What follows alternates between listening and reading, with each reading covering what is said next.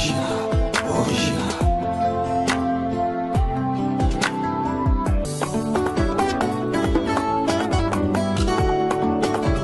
Original. Le titre du message, c'est « À vin nouveau, outre neuve ». C'est une phrase que le Seigneur a utilisée dans l'Évangile pour faire comprendre aux gens qu'il était impossible de vivre l'Évangile tout en gardant la mentalité ancienne. C'est ce que nous voulons dire à nos gens.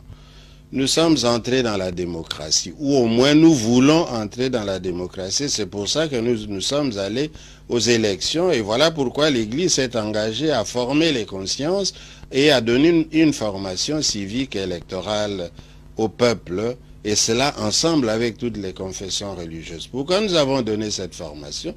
C'était pour que le peuple congolais sache exactement ce que c'est que les élections. Pourquoi on va aux élections? Pourquoi on vote? Pour qui on vote? Et qu'est-ce que c'est que la démocratie? Quelles sont les valeurs démocratiques, ainsi de suite. Bon.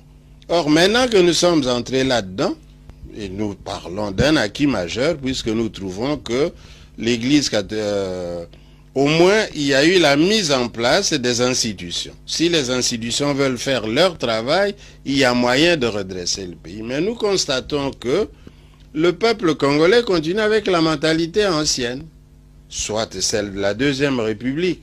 La corruption bat son plein, il a battu son plein pendant les élections, et il continue à battre son plein. Nous constatons qu'il y a une anarchie. Or, la démocratie n'est pas l'anarchie. La démocratie, c'est l'état de droit. Et l'état de droit suppose que chacun respecte la loi, que la loi est au-dessus de tout le monde. À commencer par le chef de l'État, toutes les institutions et tous les individus sont soumises à la loi. En d'autres termes, il est inacceptable que dans notre pays, on arrive à une exploitation sauvage des ressources minières et forestières, on arrive à une vie qui n'a guère cure de rendre la justice, on arrive à un ensemble d'antivaleurs dans la société. Voilà pourquoi les évêques disent, vous ne pouvez pas aller en démocratie, vous ne pouvez pas changer en gardant l'ancienne mentalité. On ne peut pas non plus vouloir bâtir un pays si l'on ne travaille pas. Donc, il est impossible d'attendre son pain en croyant que les nocos vont nous amener à manger, que les nocos vont nous amener à boire, que les nocos vont venir faire le travail au Congo. Non. Donc, c'est nous qui devons bâtir le pays et c'est à nous qu'il revient d'édifier ce Congo. On ne peut pas vouloir édifier un pays et créer tout le temps l'insécurité et en tuant les citoyens. On ne tue pas le peuple que l'on veut gouverner, on ne tue pas le peuple qui est censé être le bâtisseur de l'État que l'on gouverne. Donc, en d'autres termes, les libertés fondamentales sont primordiales dans un État de droit. Et parmi les libertés fondamentales, la première, c'est la vie. Si on n'avait pas la vie, on n'aurait pas l'intelligence, on n'aurait pas le travail, on n'aurait pas le manger, etc. Donc, il faut protéger les vies, il faut protéger, donner à chacun de quoi se développer. Il faut un développement intégral et solidaire.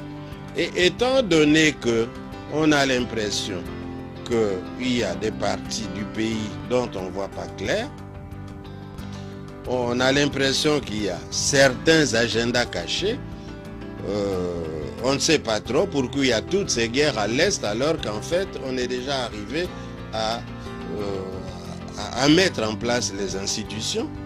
Voilà pourquoi les évêques alertent la population. Quand on emporte toutes nos grumes à une allure vertigineuse qu'on n'a jamais connue avant, on dit arrêtez. Quand on voit emporter tous nos minerais, quand on voit qu'il y a des hélicoptères et des jets qui viennent de l'étranger, qui atterrissent directement à l'intérieur du pays pour pouvoir emporter le sol, aller l'analyser, savoir quel minerai on a au Congo, si ce n'est déjà pas pour le prendre et le vendre, on dit halte. Et voilà pourquoi les évêques ont dit, la maison brûle, ne dormons pas. Et si nous voulons que la maison ne brûle pas, changeons de mentalité et luttons contre les antivaleurs, fondons notre pays sur des valeurs. Et nous adressons aussi ces messages à la communauté internationale et aux investisseurs. Un point fort, c'est que les évêques demandent à tous les Congolais qui ont de l'argent d'investir dans le pays. Il n'est pas normal que les Congolais qui ont de l'argent gardent ces pays dans des banques européennes et que cet argent ne profite pas au pays, pendant que d'autres viennent faire de l'argent chez nous. Nous leur demandons de venir investir. Original, original.